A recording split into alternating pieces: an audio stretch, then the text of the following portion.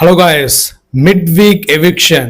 S, Parvathi eviction ஆயிட்டாங்க. கேட்கறதுக்கு எப்படி இருக்கு? எஸ் காய்ஸ், நம்ம பிக் பாஸ் அவர்கள் கவின் வெளியே போனதுக்கு அப்புறமா ஒரு விஷயம் சொல்றாரு.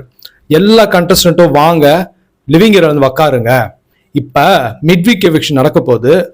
நான் ஒரு கார்டு ஒன்று அனுப்புறேன். அந்த கார்டு எஃப்ஜே கேப்டன் எடுத்து படிப்பாரு. படிச்சோடனே அந்த பர்சனுடைய லக்கேஜ் எல்லாம் ஸ்டோர் ரூம்ல வந்துடும்.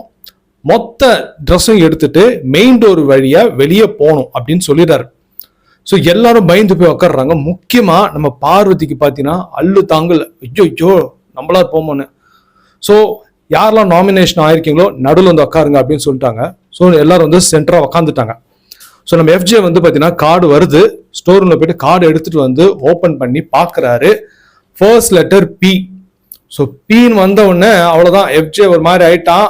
ஃபர்ஸ்ட் லெட்டர் பார்த்தீங்கன்னா பீன்னு தெரிஞ்சிடுச்சு. பார்வதி வந்து ஓகேப்பா, நாமினேஷன் ஆனதுல ஃபர்ஸ்ட் லெட்டர் வந்து பார்த்தீங்கன்னா பீன்றதுல நான் தான், வேற யாரு பிரச்சனா? அவெல்லாம் பயப்படல, பார்வதி தான் பயப்படுறாங்க. ஐயோ ஐயோ அப்படின்ட்டு. ஸோ செகண்ட் லெட்டர் பார்த்தா ஆறு, A N K. It's Frank. Okay, so Frank. So டக்குன்னு எஃப்ஜே காட்டுறான். அப்பதான் பார்த்தா இது வந்து பிராங்க். ஸோ பிரஜனே வந்து பார்த்தீங்கன்னா தைரியமா இருக்கான். ஆனால் பார்வதி நான் தானே அப்படின்னு பயப்படுறாங்க.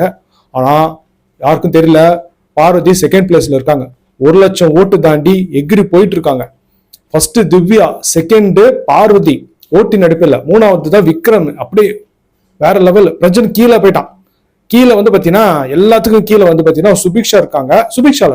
ரம்யா. சுபிக்ஷா ஒரு 2-3 மேல பண்ணிட்டாங்க. சரிங்களா? காலை சண்டை போட்டான் பாத்தீங்களா?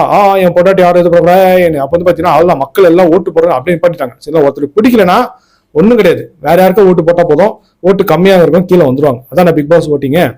ஸோ இப்போ பிரஜன் போய் பாருங்க, ஓட்டு அடிப்பில் அவர் கீழே இருக்காரு. இன்னும் கொஞ்ச நேரத்தில் வந்து எனக்கு தெரிஞ்சு அகல பாதாது வந்துருவாரு. ஸோ ரம்யா இல்ல பிரஜன் ரெண்டு பேர் யாரோ ஒருத்தர் எவிக்ஷன் ஆகிறதுக்கு வாய்ப்புகள் அதிகமா இருக்கு. பார்த்ததுக்கு கண்டென்ட்டும் வந்து தரல. ஏதாவது வந்து பார்த்தீங்கன்னா பேப்பர் ஓட்டு மாதிரி பண்ணிட்டு இருக்காரு. ஓகே, ஸோ இது பிராங்க். பிக் பாஸ் சூப்பரா பிராங்க் ஒன்று பண்ணிட்டாரு.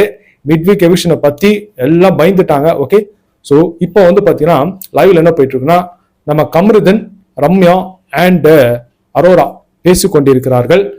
அதாவது நம்ம பார்வதி அண்ட் கம்ருதன் இது மாதிரி எப்படி இருந்தாங்க, இப்போ எப்படி இருக்காங்கன்னு. இது தேவையில்லாத கான்வர்சேஷன். அரோரா அந்த கான்வர்சேஷன் மட்டும் ஸ்டாப் பண்ணா நல்லா இருக்கும். ஏன்னா இப்போ அவங்களுக்கு ஓட்டு வந்து சூப்பரா போயிட்டு இருக்கு, வேற லெவல்ல அவங்க எகிரி போயிட்டு இருக்காங்க. கனி கெமி எல்லாருக்கும் தாண்டி வியானாலாம் தாண்டி மேலே போயிட்டு இருக்காங்க. ஏன்னா அவங்க கொஞ்ச நாள் முன்னாடி கொஞ்சம் இந்த வீக் எக்ஸாக்ட்லி கொடுத்த அந்த கண்டென்ட் எல்லாம் வந்து ரொம்ப ஆக்டிவா இருந்ததுனால அவங்களுக்கு ஓட்டு அதிகமா வந்திருக்கு. ஸோ அதை அப்படியே மெயின்டைன் பண்ணுங்க, தேவையில்லாத விஷயங்கள் வேண்டாம். ஓகே, ஸோ பிக் பாஸ் வேற லெவலில் பிராங்க் பண்ணிட்டார். ஓகே, ஸோ நீங்க இந்த வீடியோ லைக் பண்ணுங்க அண்ட் நம்ம சேனலை சப்ஸ்கிரைப் பண்ணுங்க. எல்லாரும் மீட் பண்ண. Till then, bye from my friend Raja Hari Venkat.